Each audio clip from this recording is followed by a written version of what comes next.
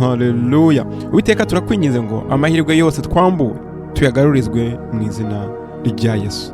Uwiteka nje muri iri rembo rya 2025 nsengera ingo z'abana b'Imana.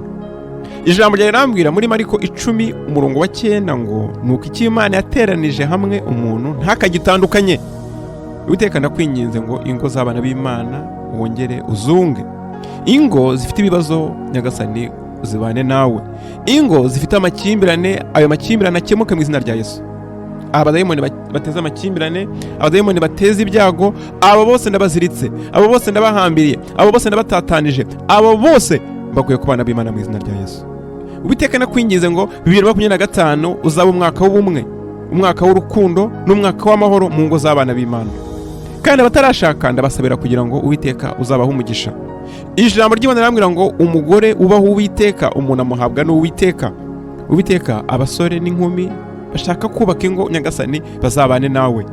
Azaba ari wowe uzabubakira Uwiteka. Azaba ari wowe ubahuza n'abageni wabageneye mbere yuko isiremwa mu izina rya Yesu. Uwiteka kandi nje muri uyu mwaka wa 2025 nkumira ibitero byose by'umwanzi mu izina rya Yesu.